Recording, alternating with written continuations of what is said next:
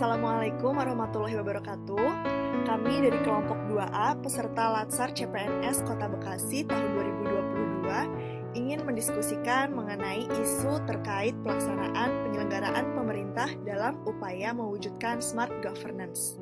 Sebelumnya, izinkan kami untuk memperkenalkan diri terlebih dahulu.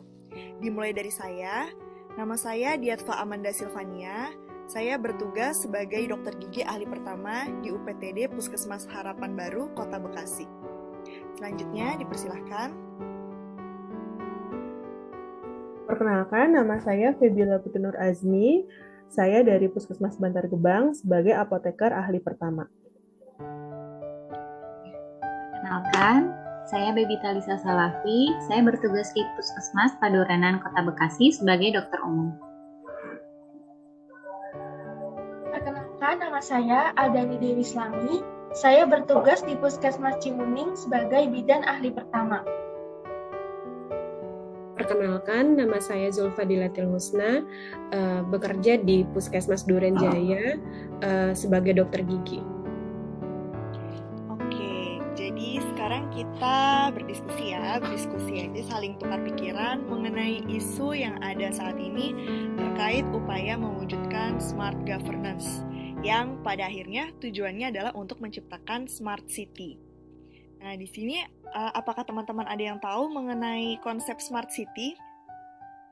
Jadi yang saya ketahui, smart city itu kan arti dari bahasa Indonesianya adalah kota pintar, yaitu suatu konsep pengembangan sebuah kota dengan menerapkan dan mengimplementasi teknologi secara efektif, inovatif, dan efisien, dengan menghubungkan infrastruktur fisik, ekonomi, dan sosial dalam sebuah kawasan. Untuk membangun smart city juga ada 6 dimensi. Yang pertama adalah smart governance, yang kedua smart living, yang ketiga smart economy, yang keempat smart environment, yang kelima smart people, dan yang keenam adalah smart mobility. Oke, berarti smart governance ini adalah salah satu dari 6 dimensi smart city ya. Nah, mungkin teman-teman juga ada yang mau menjelaskan tentang smart governance? Jadi, smart governance itu pada dasarnya merupakan tata kelola pemerintahan yang memudahkan birokrasi untuk masyarakat. Dengan cara apa? Memanfaatkan teknologi IT gitu. Oke, ada lagi yang mau menambahkan tentang smart governance? Mungkin saya sedikit mau menambahkan aja, kalau konsep smart governance itu sendiri dapat diukur dari 3 subdimensi, yaitu pelayanan publik, birokrasi, dan juga kebijakan publik. Kalau ketiga hal ini dapat berjalan dengan baik, maka diharapkan smart governance yang efektif, efisien, kemudian sesuai dengan ketentuan perundang-undangan itu dapat terwujud. Tuh. Oke, selanjutnya mengenai smart governance itu adalah implementasinya ya. Tadi sudah disebutkan oleh Dr. Baby bahwa untuk mewujudkan smart governance itu dibutuhkan pemanfaatan teknologi, pemanfaatan IT.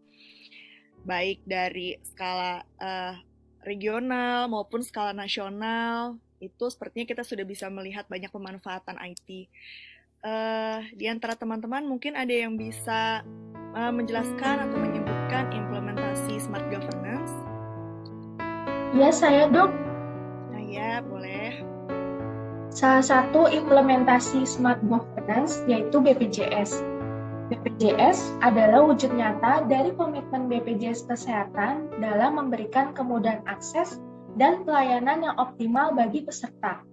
Melalui aplikasi ini, peserta dapat mengakses beragam informasi terkait program jaminan kesehatan nasional yang diselenggarakan oleh BPJS Kesehatan secara cepat dan mudah, dimanapun dan kapanpun. BPJS Kesehatan juga mendesain JKN Mobile untuk memberikan kemudahan akses bagi peserta JKN KIS. Informasi yang bisa kamu dapatkan dari mobile JKN ini diantaranya adalah cek iuran BPJS Kesehatan dan data kepesertaan. Ada juga fitur yang terbaru, yaitu screening mandiri COVID-19 konsultasi kesehatan online dengan dokter, hingga cek jadwal operasi. Ya, mobile JKN ya. Mungkin di sini ada teman-teman yang udah pernah menggunakan mobile JKN, bisa sharing pengalamannya. Kalau saya waktu itu pernah pakai mobile JKN untuk berganti vaskes yang tadinya di vaskes dekat rumah, terus akhirnya saya pindah ke vaskes yang sama seperti saya kerja kayak gitu untuk mempermudah juga.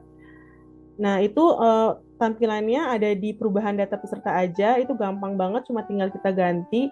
Misalkan atau mau yang tadinya klinik swasta terus jadi ke vaskes pemerintah juga bisa.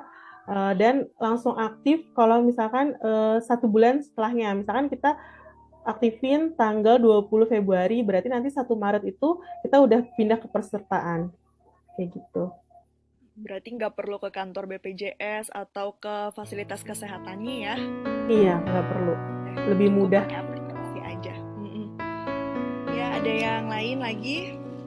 Saya juga pernah gunakan BPJS JKN Mobile untuk reservasi janji temu dengan spesialis. Jadi memudahkan, nggak perlu antri lama-lama lagi pakai nomor antrian.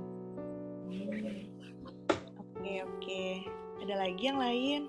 Izin sedikit menambahkan, saya dulu pernah pakai mobile JKN itu dalam berobat. Jadi kalau misalnya kita pergi berobat, nggak perlu repot-repot lagi bawa kartu BPJS, tinggal liatin yang di dalam aplikasinya aja gitu.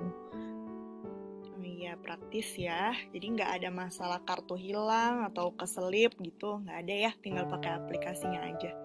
Nah, itu kan tadi aplikasi yang digunakan secara nasional ya. Karena kita ini berdinas di Kota Bekasi, kalau untuk Kota Bekasinya sendiri apa ada yang tahu mungkin aplikasi yang digunakan dalam pelayanan birokrasi Kota Bekasi? Saya sedikit menambahkan ya, menjabarkan mengenai aplikasi yang digunakan di Kota Bekasi, yaitu Maret 2021 kan Kota Bekasi resmi meluncurkan tuh yang namanya Mal Pelayanan Publik atau bisa disingkat MPP. Nah, itu dia lokasinya ada di Mall BTC.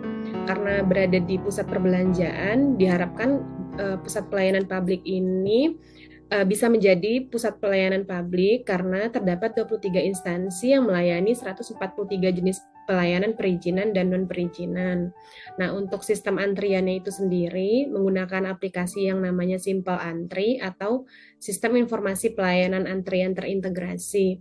Nah, untuk cara aksesnya itu cukup dengan masuk ke situs www.mpp.bekasikota.go.id, lalu bikin akun terlebih dahulu dengan cara masukkan nick, nama lengkap, email, password, nomor HP, lalu klik tombol daftar.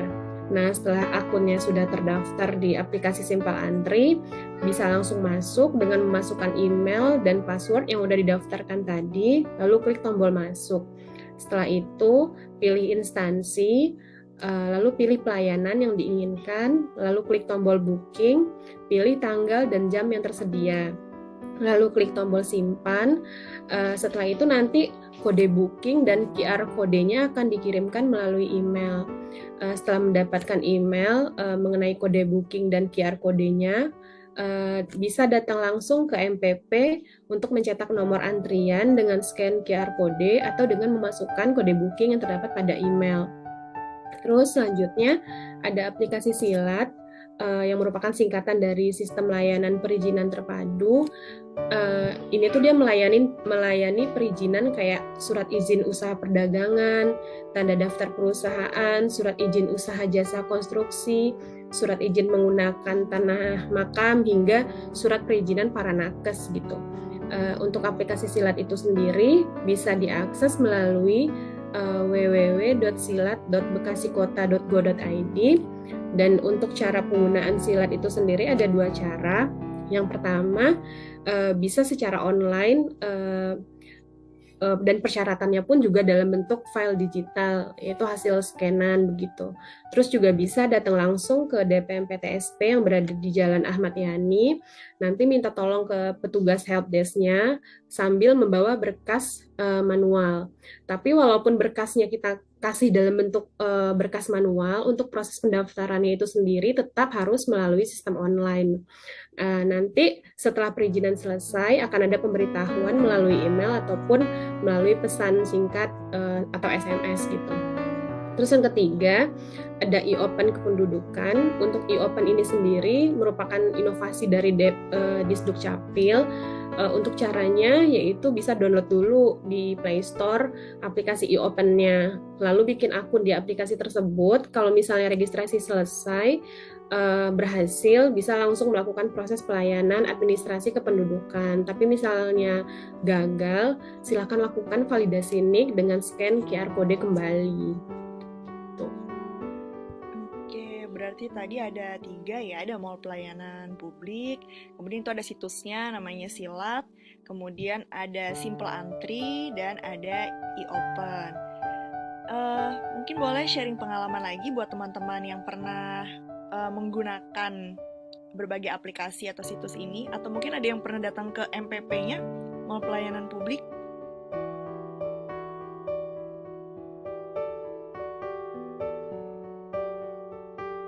Oke, kalau izin menambahkan sedikit sih, kalau dari pengalaman saya pernah mengurus surat izin praktek. Jadi semua secara online lewat Silat, hanya untuk pengambilannya itu datang langsung ke MPP. Itu benar-benar cepat, tidak pakai antrian karena sudah menggunakan aplikasi Simple Antri. Terus yang jelas tidak dipungut biaya apapun sama sekali. Gitu. Oke. Ada lagi mungkin teman-teman yang ingin ditanyakan atau ditambahkan? Baik, kalau begitu saya ambil kesimpulannya ya.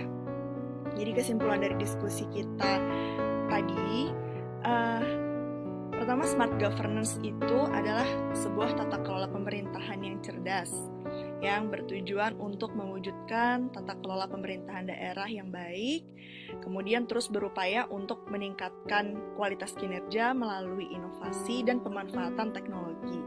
Nah, salah satu penerapan smart governance dengan menggunakan berbagai macam aplikasi. Seperti misalnya pada tingkat nasional itu ada aplikasi Mobile JKN untuk pemanfaatan BPJS, kemudian di Kota Bekasi ada situs Silat untuk pelayanan perizinan, situs Simple Antri untuk pelayanan antrian saat mengurus perizinan, dan e-open untuk layanan kependudukan.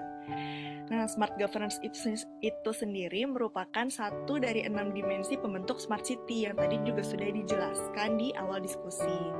Dimensi lainnya itu ada smart living, smart economy, smart environment, smart people, dan smart mobility.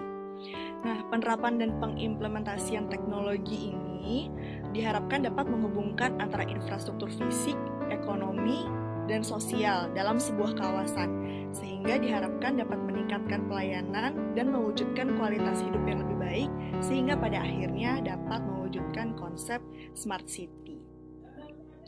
Baik, seperti itu kiranya diskusi kami dari kelompok 2 mengenai konsep smart governance dan smart city. Terima kasih banyak atas perhatiannya. Diskusinya kami tutup. Billahi taufiq wal hidayah. Wassalamualaikum warahmatullahi wabarakatuh.